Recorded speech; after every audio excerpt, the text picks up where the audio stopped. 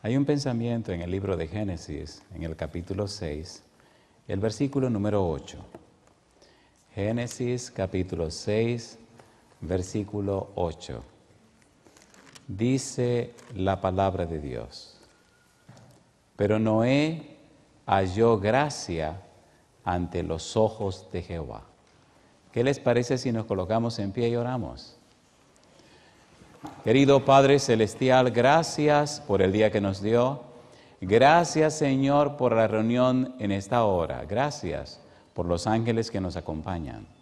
Gracias, Señor, por los amigos y amigas presentes. Gracias por los hermanos y hermanas que hoy apoyan esta programación. Gracias por todos aquellos y aquellas que en cualquier lugar del mundo siguen la programación de 3ABN. Padre amado, que en esta hora el Espíritu Santo pueda hablarnos a través del predicador. Que no sean palabras de hombre, pero que sea palabra de Jehová. Que el Santo Espíritu pueda traernos palabra de vida para la vida eterna. Que nuestras mentes, Señor, que nuestro hombre interior sea habilitado, preparado y capacitado para comprender la presentación de su palabra. Diríjanos, Dios, cuídenos y acompáñenos. Lo pedimos en el nombre de Jesús. Amén. El versículo número 8 dice que Noé halló gracia. La palabra gracia es una palabra muy importante en la Biblia y es un elemento fundamental en lo que se conoce como la salvación del hombre, la salvación humana. Pero cuando se habla de la gracia, debemos diferenciar entre lo que es la gracia común y lo que es la gracia salvadora. Posiblemente para algunos sea un asunto nuevo, pero vale la pena aclararlo. Los investigadores de la Biblia, los teólogos, dicen que existe una gracia común, una justificación temporaria universal, una justificación forense. Esto es un tiempo donde Dios concede al pecador para que pueda arrepentirse, para que pueda conocer la gracia salvadora. La gracia común hace posible la vida en la tierra. A través de la gracia común, aún los que son malos no son destruidos completamente por la maldad y el pecado. La gracia común hace posible que se pueda vivir en la tierra. Es más, la gracia común trabaja en los malos para que inclusive puedan hacer obras de bien. La gracia común hace posible que aún aquellos que no conocen a Dios, que aún los incrédulos, que aún los llamados hombres naturales puedan desarrollarse en ciertas áreas de la vida, como las bellas artes, para embellecer la tierra. La vida en la tierra es posible gracias al Espíritu Santo. Y el Espíritu Santo, a través de la gracia común, concede a los seres humanos un tiempo para que conozcan la gracia salvadora. Por ejemplo, en el libro de Génesis capítulo 6, encontramos en el versículo 3 esta frase: y dijo Jehová, no contenderá mi espíritu con el hombre para siempre, porque ciertamente él es carne. Y añade, más serán sus días, ¿cuánto tiempo? 120 años. ¿Cuánto tiempo habría para la gracia común? 120 años. Un tiempo, un espacio donde el ser humano puede conocer la gracia salvadora. Y a través de Noé, y a través de la familia de Noé, el Espíritu presentaba el mensaje de salvación. No solamente le da el tiempo, sino que le da la oportunidad de conocer la verdad. Gracia común. Algunos teólogos definen la gracia común en términos como estos: es un tiempo que Dios concede a los pecadores para que conozcan la gracia salvadora y alcancen la salvación. Otros dicen, es gracia porque no la merecen, no merecen este tiempo. Otros escriben, la gracia común es una oportunidad que Dios da. La gracia salvadora opera en el creyente. La gracia común hace posible la vida y la existencia en la tierra. La gracia común nos habla de la paciencia de Dios en la ejecución de su castigo a los no creyentes. Esta gracia común, este tiempo que Dios establece, este paréntesis que Dios da hace posible que el no creyente, que el pecador, entonces pueda descubrir, comprender y entender el mensaje de salvación que Dios da. Pero ¿qué pasa?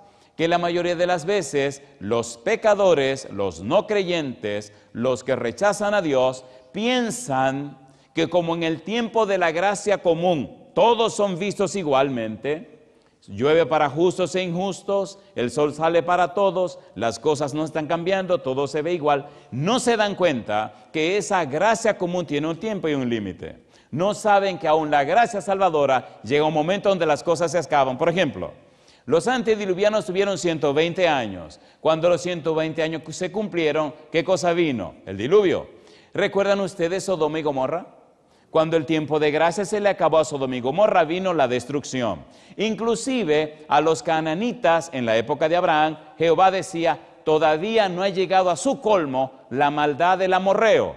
Pero cuando la maldad llegó al colmo, entonces el pueblo de Israel vino para acabar y arrasar con los habitantes de Canaán. Le llegó su tiempo, se le acabó la gracia común y se le acabó la gracia salvadora.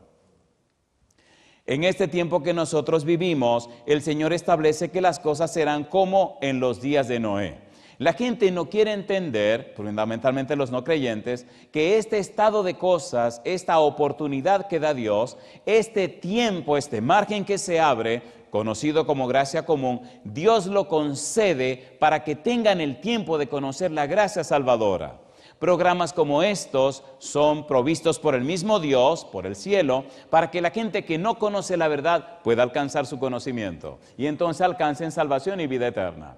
Es fundamental hacer caso y tomar en cuenta la palabra de Dios y más aún cómo el Espíritu Santo habla y trabaja en el corazón de la gente. Pero ¿qué es lo que pasa generalmente con el hombre natural, el hombre que no teme a Dios, el no creyente? Primera de Corintios capítulo 2, versículo 14. Mire qué es lo que pasa. Se resisten.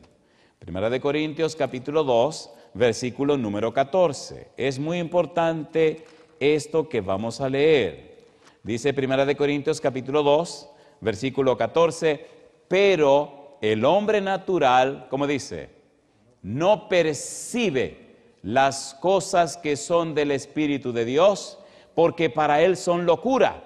Y no las puede entender porque se han de discernir, ¿cómo dice? Espiritualmente. En el libro de los Hechos, en el capítulo 7, el versículo 51, hay otra cita importante que va en esta misma dirección. Hechos capítulo 7, versículo número 51. Dice el verso 51, duros de cerviz, decía Esteban, e incircuncisos de corazón y de oídos. Vosotros resistís siempre al Espíritu Santo, como vuestros padres, así también vosotros. En el tiempo de la gracia común, el Espíritu trabaja con la gente.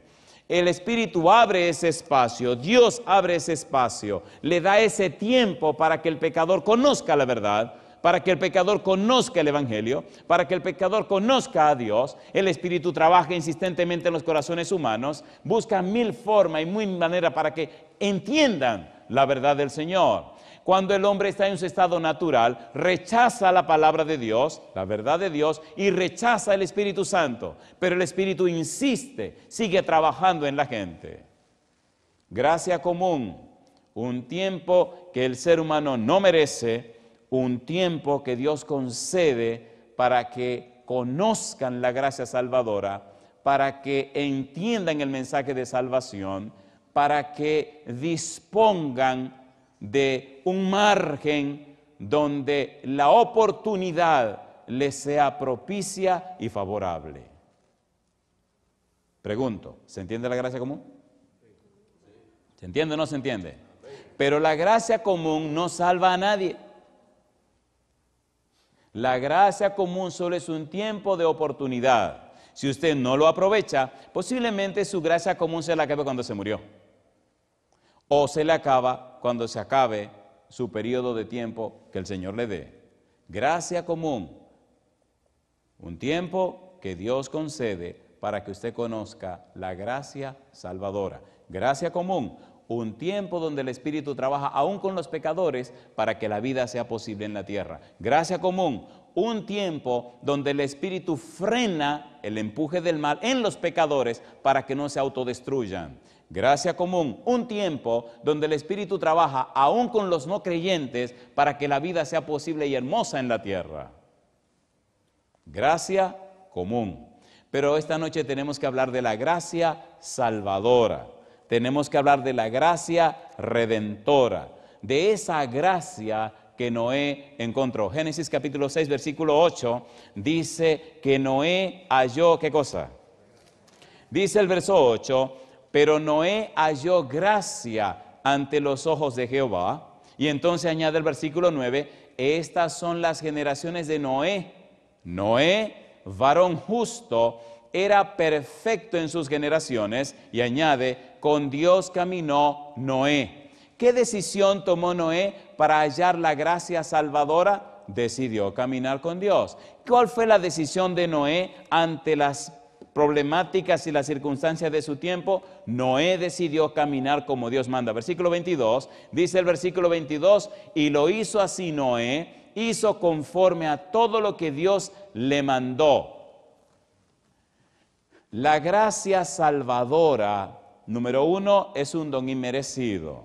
Número 2, la gracia salvadora es la mano de Dios que desciende del cielo hacia la tierra, y la fe es la mano del pecador que se levanta para asirse de la mano de Dios. La gracia de Dios es una ciencia. La gracia de Dios es el eje mismo y la razón de ser de la maravillosa experiencia de la salvación. En el libro de Efesios capítulo 2, versículo 8, hay una clave para todo esto. Efesios 2, 8. Hay muchas cosas interesantes que debemos decir, pero tenemos que poner la mesa. Efesios 2, versículo número 8. Dice el verso 8, porque por gracia sois salvos por medio de la fe. Y esto no de vosotros, pues es, ¿qué cosa? Es don de Dios. Hay en la palabra de Dios una parábola que tiene 3 historias. Me fascina esa parábola. Está en el libro de San Lucas, capítulo 15. En esa parábola hay 3 historias. Número 1, la historia de la oveja perdida. Número 2, la historia de la moneda perdida. Y número 3, la historia del hijo pródigo. De esas 3 historias que componen la parábola, me interesa resaltar en la historia del hijo pródigo una palabra. En San Lucas capítulo 15 aparece esta palabra. Me gusta esta palabra porque me retrata verdaderamente lo que es la gracia. Me hace entender hacia dónde se orienta la gracia. Y de hecho, la palabra gracia, varios términos del Antiguo Testamento, también se traducen como misericordia. San Lucas capítulo 15, versículo 20. Dice el verso 20, y levantándose vino a su padre, y cuando aún estaba lejos, lo vio su padre, ¿y qué dice ahora? Y fue movido, ¿a qué cosa? A misericordia. ¿Y qué hizo el papá?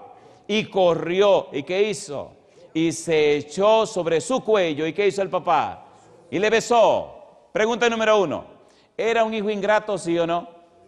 ¿Había pedido su herencia, sí o no? ¿Se la había llevado fuera de la casa, sí o no? ¿Había gastado todo el dinero? ¿Había caído con mujeres bajas? ¿Sí o no? ¿Había caído en la bancarrota? ¿Había trabajado inclusive criando cerdos? ¿Había perdido todo hasta la vergüenza? Y hay una frase que me gusta en la experiencia del hijo pródigo. Cuando lo perdió todo, cuando le quedó nada, hay una frase interesante que tiene mucho que ver con lo que estamos estudiando. Me llena de gozo porque muchas veces el Señor nos permite vivir a nuestra manera, y cuando caemos en el fondo, como dicen algunos, cuando hacemos fondo, entonces entendemos. Versículo 17. Dice el versículo 17, y volviendo en sí, ¿cómo dice? Y volviendo en sí. Parece que estaba borracho. Estaba borracho de sus propias ideas. Estaba borracho de sus propios paradigmas. Estaba borracho de sus propios esquemas. Estaba borracho de sus propios patrones. Quería vivir su vida. Me gusta Dios. Dios no impide que nadie viva porque Él lo obligó. Le da a cada persona la oportunidad de vivir como decida vivir. Los designios, las intenciones del corazón de los antediluvianos era de continuo al mal. ¿Lo dice o no lo dice? ¿Lo dice o no lo dice? Decidieron eso. Sin embargo, el Espíritu les hablaba a través de Noé. El hijo pródigo decide irse de la casa. Decide pedir su herencia antes que el padre muera. Y decide hacer con su herencia lo que le da la gana. Y el padre no le dijo nada. ¿Quieres tu herencia, mi negro? Sí, aquí la tienes. Me gusta Dios. Y es bueno que sepamos esto. Dios quiere una relación con nosotros, pero basada en el amor. No en la obligación, en el amor. Y Él dice, mi negro, si no es por amor, mi negrita, si no es por amor, si tú no me amas como yo te amo, no tiene sentido esta relación. Me gusta Dios. Sin embargo, cuando nos alejamos de Dios y vivimos como nos da nuestro deseo y hacemos las cosas y rompemos todos los platos y la vajilla entera se hace pedazos, Jehová no nos abandona. Siempre está en la puerta esperando por nosotros. Me gustan esas tres historias porque describen claramente, número uno, que hay ovejas perdidas que hay que ir a buscar y rescatarla. Número dos, hay monedas perdidas dentro de la iglesia, dentro de la casa. Son monedas, son de plata, son de valor, pero están perdidas. Están perdidas en la basura de la casa. Bueno, y esto como que le va a doler. Hay mucha gente dentro de las iglesias completamente perdida, ¿sí o no? ¿Sí o no? Tienen sus propias ideas, sus propios patrones mentales, sus propios esquemas mentales y viven como a ellos les parece y se han fabricado su propio Dios. Y su vida se riñe con la palabra de Dios. Y su vida no refleja la santidad del Dios que adoran. Y su experiencia no combina, no encaja con los principios establecidos en la palabra de Dios. Y aún así se piensan que están salvados. La monedita estaba perdida. Me gusta porque dice que se encendió una lámpara y la señora tomó una escoba y con cuidado buscó y encontró la monedita. Dios no habla de fracasos. Dios siempre tiene éxito. Alabado sea su nombre. Pero en la tercera historia de la parábola, el hijo pródigo estaba consciente de que estaba perdido. Recuerde que a la oveja la buscaron, a la monedita también, pero al hijo pródigo nadie fue a buscarlo, porque nadie lo votó. Usted se fue, mi negro. Sí, pues usted regresa. Y si usted no quiere regresar, pues no regrese. Y si usted se quiere perder, ese es su problema. Pero ¿quién estaba frente a la casa todos los días esperando al muchacho? Cuando volvió en sí, me gusta esa frase, y volviendo en sí. ¿Por qué me gusta? Hemos visto que la palabra corazón se refiere al hombre interior. La palabra corazón se refiere al ser intelectual y al ser espiritual. La palabra corazón se refiere a la mente, la voluntad y la conciencia. El Espíritu vive trabajando en nuestra mente, trabajando en nuestra conciencia, tratando de mover nuestra voluntad a lo bueno, a lo que Dios quiere, a lo que Dios establece. Este muchacho lo perdió todo, este muchacho hizo lo que hizo. Y en ese momento de derrota total, en ese momento cuando estaba en el fondo, imagino el Espíritu diciéndole, pero mi negrito, tú sabes que tu papá te ama. Fuiste tú que te fuiste de la casa. Él no se resistió. Tú conoces el carácter de tu papá. Tú sabes que es misericordioso, que te va a recibir con los brazos abiertos. No te va a cerrar la puerta. Yo le hago una pregunta. ¿Es así Dios o no es así Dios? Mucha gente no sabe que en el momento que Cristo está diciendo la parábola, está presentando en forma clara el problema de los gentiles y los judíos. Y que el centro de la parábola, de la tercera historia y de todas las tres historias, no son los seres humanos. De hecho, es un error, y lo digo sin ningún temor, llamarle a la parábola el hijo pródigo, cuando la parábola, el centro no es el hijo, sino el papá. ¿Sí o no? El centro de la parábola es el papá. Cristo no está hablando de un muchacho travieso, está hablando de un papá misericordioso. Si usted mira la parábola, 13 veces dice la palabra padre y pocas veces la palabra hijo. Está hablando del Padre misericordioso, del Padre que extiende su gracia. Gracia es un favor inmerecido. ¿Merecía el hijo que lo recibieran de vuelta en la casa? ¿Merecía eso? ¿Merecía una fiesta? ¿Merecía que le cambiaran la ropa? ¿Merecía que le pusieran un anillo con el sello de la familia para gastar más dinero otra vez? ¿Merecía eso o no lo merecía? ¡No! Entonces la gracia es un favor inmerecido. Por eso la salvación no la merecemos. Pero Dios la da por su gracia. ¿Es lindo eso, sí o no? Y como la recibe por gracia, usted no puede estar orgulloso de la salvación. Siempre tiene que estar humilde, porque la salvación siempre será un regalo de Dios. ¿Sí o no? Y no entiendo cómo puede haber un corazón cristiano orgulloso. No encaja. Mi negro, si lo que tiene te lo dio Dios, ¿dónde está tu orgullo? Me gusta Dios. Me gusta la actitud de Dios. Me gusta cómo el Señor derrama su gracia en favor de sus hijos. Dios extiende su gracia a sus hijos que caen. ¿Recuerdan a Adán y Eva? ¿Lo recuerdan o no lo recuerdan? ¿Pecaron o no pecaron?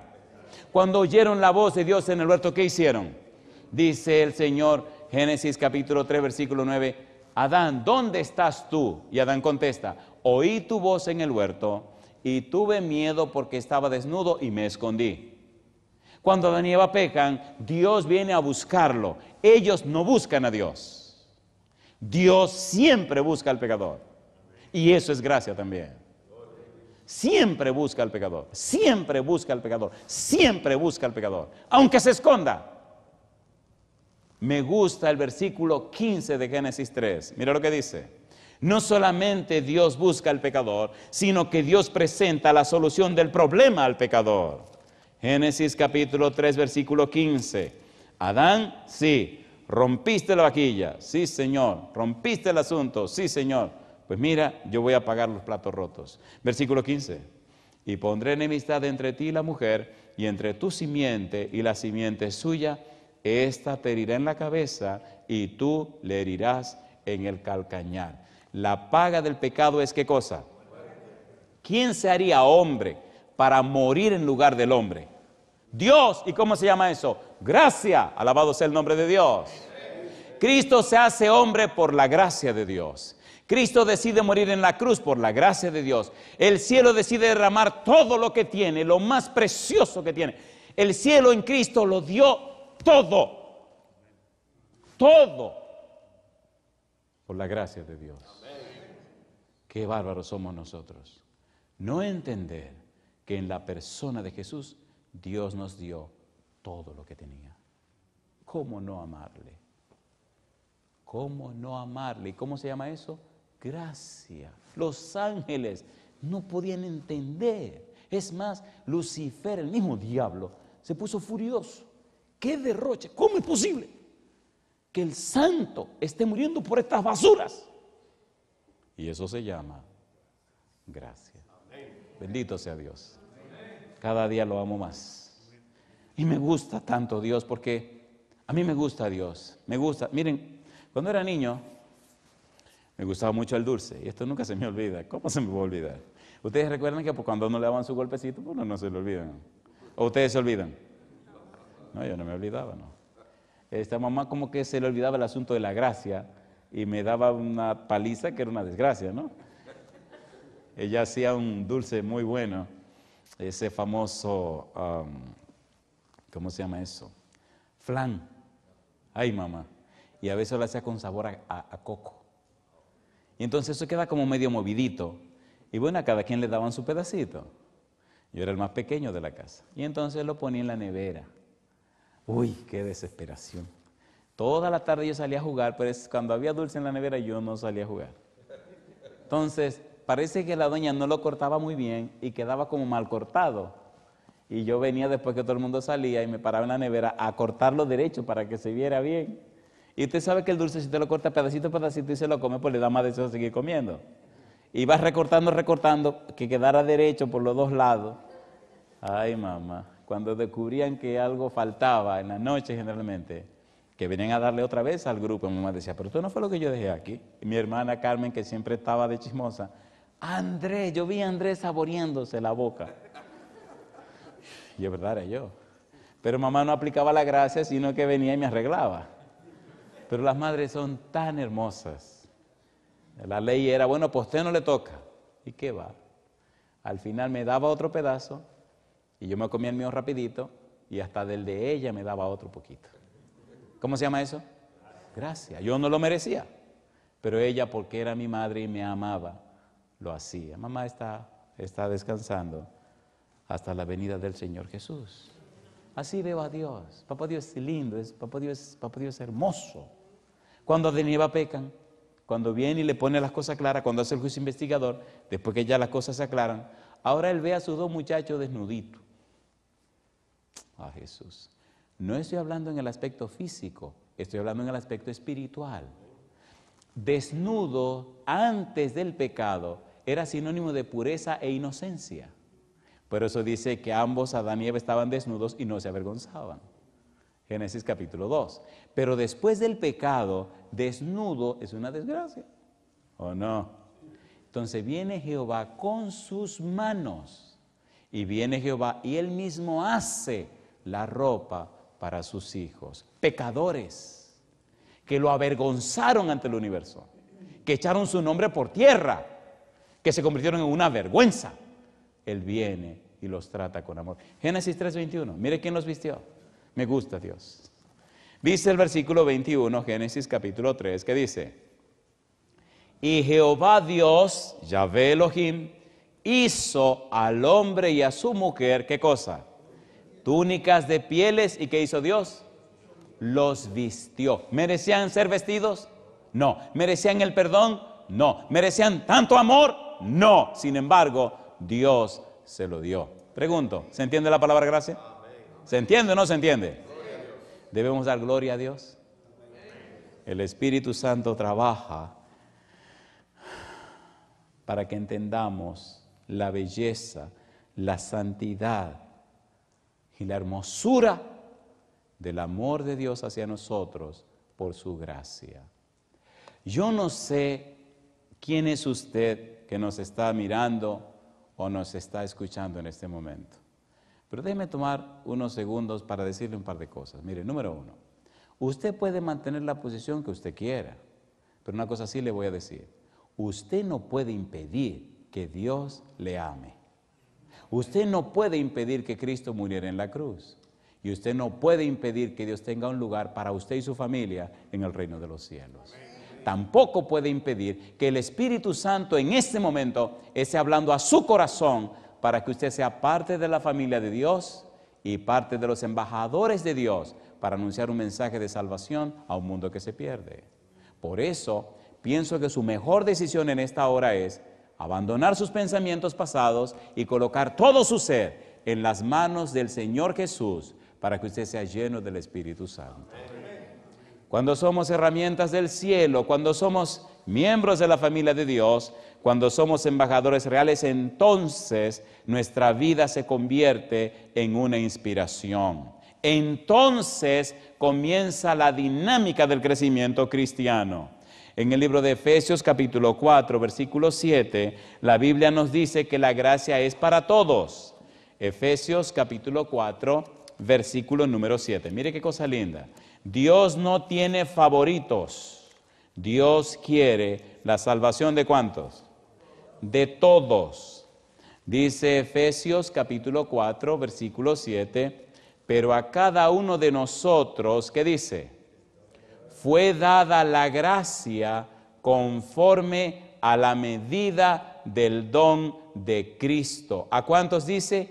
A cada uno de nosotros. Dios quiere la salvación de cada uno, la salvación de papá, la salvación de mamá y la salvación de cada uno de sus hijos, no importa quién sea, no importa su condición, no importa su actitud, no importa cuán lejos se haya ido, no importa cuán bajo haya caído, Dios quiere también la salvación de ese rebelde.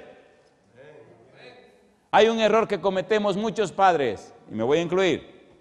Y es al muchacho que cae, caerle encima y darle golpe y mantener. Espérese un momento, espere. ¿No se han dado cuenta que mientras más pleito usted hace, más lejos se va el muchacho? A ver, ¿sí o no? ¿No le parece que sería bueno hacer como hace Dios? Cuando el hijo pródigo llegó a la casa, ¿qué hizo el Señor? Corrió. ¿Y qué hizo? Se le tiró en el cuello. ¿Y qué hizo? Lo abrazó y lo besó. Y el muchacho hizo un discurso. Y él lo escuchó. Pero desde que hizo el discurso, olía mal, porque imagínense, venía de cuidar cerdos. Así que dijo, este tipo tiene un olorcito peligroso.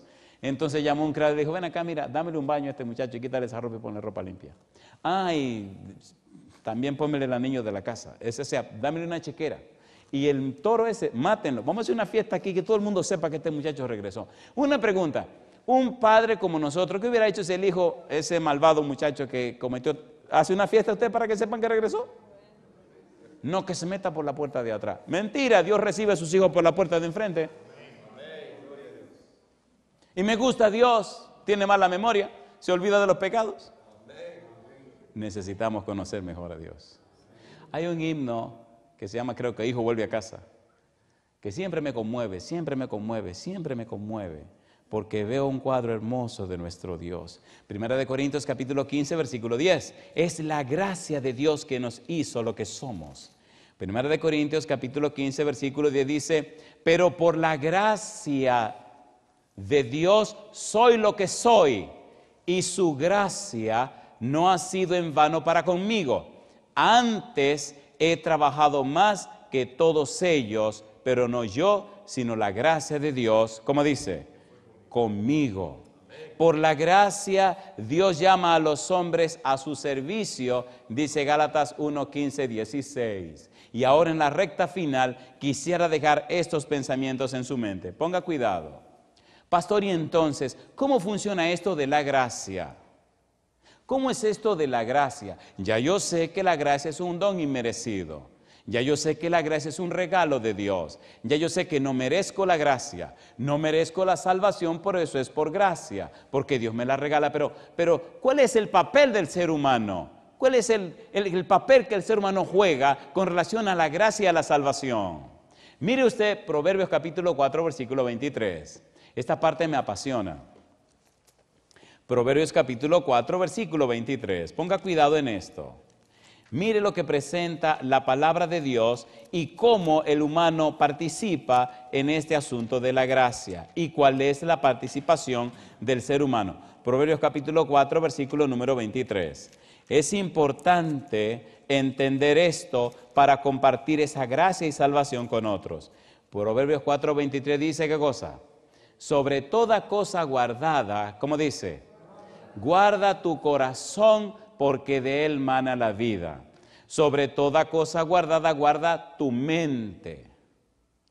Lo más importante en tu vida es tu mente. Muy bien, pero ¿qué tiene que ver mi mente con la gracia y la salvación? Capítulo 23, versículo 26. Proverbios 23, 26. Dice el verso 26. Dame, hijo mío, ¿qué cosa? Tu corazón, y miren tus ojos, ¿por dónde?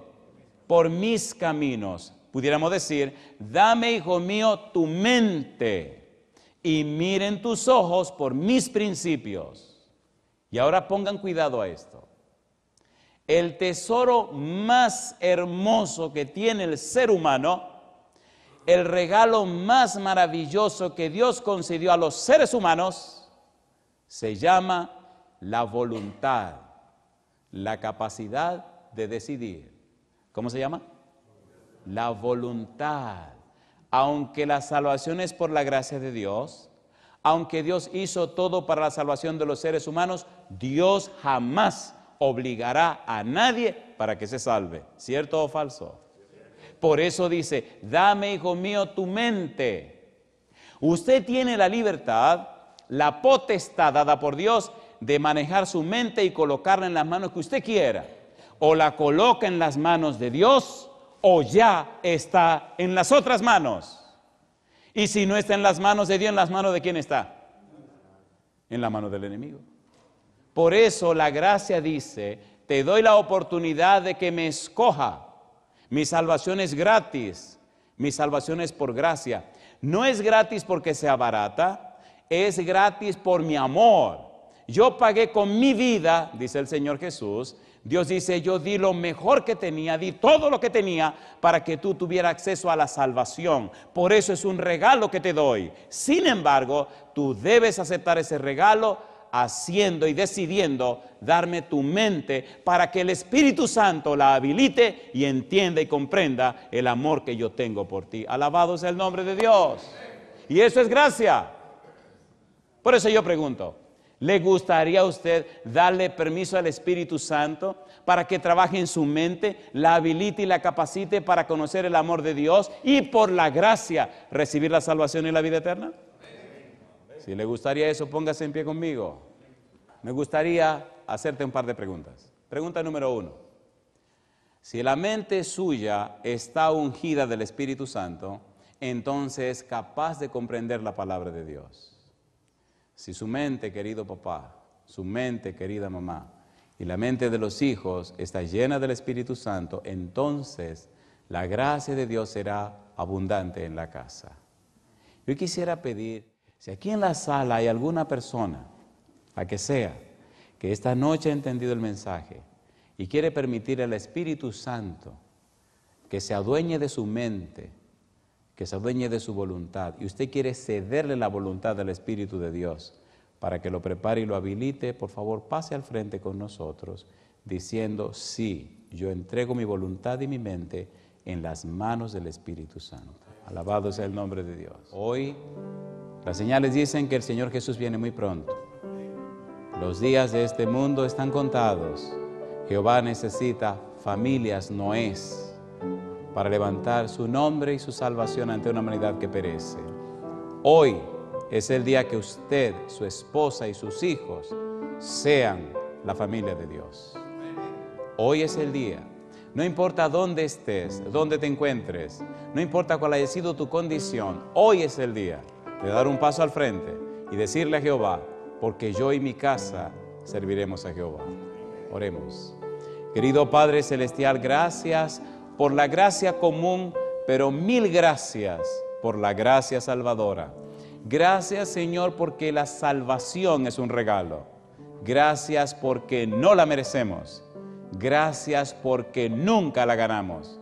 Gracias porque la salvación vino en una persona, el Señor Cristo Jesús. Dios, gracias por su Espíritu que nos convence de pecado, de justicia y de juicio. Gracias porque en estos días nos está hablando a través de su palabra. Gracias porque todavía está abierta la puerta de la gracia. Dios eterno, Santo Padre, que su Espíritu bendito descienda sobre cada persona que escucha o que ve esta programación. Señor, los que están en el valle de la decisión, que el Espíritu suavemente, dulcemente los guíe para recibir salvación y vida eterna. Y a los que ya le conocemos, Señor, confírmenos en la fe, llénenos de su Espíritu. Lo pedimos en el nombre de Jesús. Amén, Señor. Amén, Jesús. Amén. Dios les bendiga, mis hermanos. Dios pueda darle sus bendiciones.